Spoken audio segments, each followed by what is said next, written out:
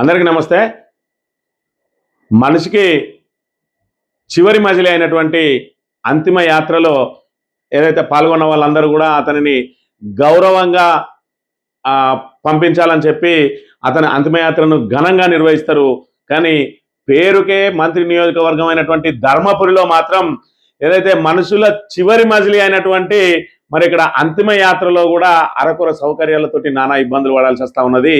మరి ఇక్కడ ధర్మపురి నియోజకవర్గానికి అడ్లూరి లక్ష్మణ్ కుమార్ గారు మొదటిసారి ఎమ్మెల్యేగా ప్రాతినిధ్యం వహిస్తూ ఉన్నారు. మొదటిసారి ఆయనకు అదృష్టం వరించి మరి ఇక్కడ మంత్రి పదవి కూడా లభించింది.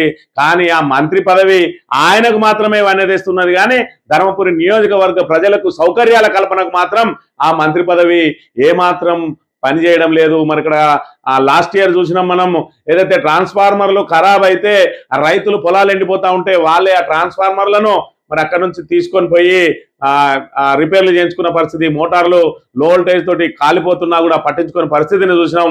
అదేవిధంగా మరి ఇక్కడ కళాశాలలు ఏదైతే గతంలో అదే చోట మరి ప్రాతినిధ్యం వహించినటువంటి మంత్రిగా ప్రాతినిధ్యం వహించినటువంటి కొప్పుల ఈశ్వర్ గారు స్వయంగా మరి ఇక్కడ హరీష్ రావు గారి నియోజకవర్గానికి శాంక్షన్ అయినటువంటి అగ్రికల్చర్ కళాశాలను తీసుకొచ్చి మరి ఇక్కడ ధర్మపురి నియోజకవర్గంలో పెడితే అది తరలిపోతా ఉన్నా కూడా వేడుక చూసినటువంటి మరి ఇక్కడ అడ్లూరి లక్ష్మణ్ కుమార్ గారు తన నియోజకవర్గంలో కనీస సౌకర్యాల కల్పన కూడా మరి ఆయన చొరవ చూపడం లేదు. ఇక్కడ వెలుగటూరు మండలానికి సంబంధించి ఒక అంతిమ యాత్రలో అంటే ఏదైతే శ్మశాన వాటికలో గత తెలంగాణ ప్రభుత్వం ప్రతిష్టాత్మకంగా వైకుంఠ ధామాలను ఏర్పాటు చేసి సకల సౌకర్యాలు కల్పిస్తే వాటిని మెయింటైన్ చేయలేక మరి వాటిలో విద్యుత్ సౌకర్యాన్ని మరి ఇక్కడ కల్పించలేక ఆ నియోజకవర్గ వ్యాప్తంగా అనేక ఇబ్బందులు పడతా ఉన్నా. ఆఖరికి శ్మశాన వాటికల్లో కూడా మరి ఇక్కడ చివరి మజిలీని ఈ విధంగా కారు హెడ్ లైట్ల మధ్య నిర్వహించాల్సిన దుస్థితి ఏర్పడతా ఉన్నది. అక్కడ కరెంటు లేక ఇబ్బందులు పడతా ఉంటే మరి ఇక్కడ కారు హెడ్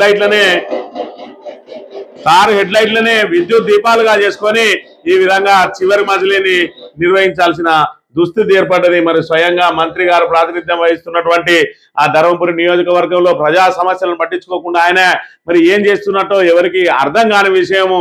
ఇప్పటికే రైతులు నానా ఇబ్బందులు పడతా ఉన్నారు. రాబోయే మరి ఇక్కడ ఏదైతే వేసవి కాలంలో ఆ విద్యుత్ ట్రాన్స్ఫార్మర్లు ఇప్పటికే మరి లో వోల్టేజ్ తోటి అనేక మోటార్లు కాలిపోయినాయి ధర్మపురి నియోజకవర్గంలో. ఇప్పటికైనా మరి వాటి మీద చొరవ చూపి స్థానిక సమస్యల మీద ఫోకస్ చేయాల్సి ఉన్నది. మరి గతంలోనే ఏదైతే ఏడాదిలోనే మరి నేను ఈ పనులు చేస్తానని సవాళ్ళు చేసి లేకపోతే రాజీనామా చేస్తా అని చెప్పినటువంటి మరి ఆయన ఆ సవాళ్లను పూర్తి చేయలేదు. కానీ కనీసం ఏదైతే గత ప్రభుత్వ హయాంలో అప్పటి మంత్రిగా ఉన్నటువంటి కొప్పుల ఈశ్వర్ గారు తెచ్చినటువంటి కళాశాలలు కానీ మరి అదేవిధంగా ప్రభుత్వ భూమిని శాంక్షన్ చేయించిండు.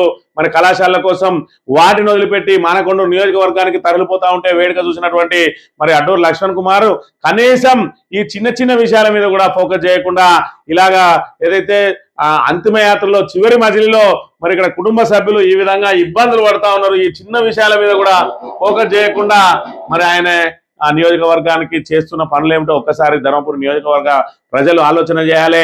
అయ్యో పాపం అని ఓట్లేస్తే ఇగో ఈ విధంగానే ఏదైతే అరకొర సౌకర్యాల మధ్య మనం ఇక్కడ నానా ఇబ్బందులు పడాల్సి వస్తుంది. కాబట్టి పనిచేసే వాళ్ళు ఎవరో పనిచేయని వాళ్ళు ఎవరో ఇప్పటికైనా చూసుకొని ముందుకు సాగాలి. సౌమ్యుడు అన్నటువంటి కొప్పుల ఈశ్వర్ గారిని వదులుకుంటే ధర్మపురి ప్రజలు ఈ చీకట్లో మగ్గాల్సిన దుస్థితి ఏర్పడ్డది అనే విషయాన్ని ఇప్పటికైనా గమనించి మరి ఇక్కడ రాబోయే రోజులలోనైనా మన మధ్య ఉండే నాయకుడు ఎవరు, మన కోసం పనిచేసే నాయకుడు ఎవరు అని చెప్పి ఆలోచన చేసి ఇప్పటికైనా ఆ తప్పును సరిదిద్దుకోవాల్సిన అవసరం ధర్మపురి ప్రజల మీద ఉన్నదని చెప్పి విజ్ఞప్తి చేస్తూ ఇది స్పెషల్ బులెటిన్.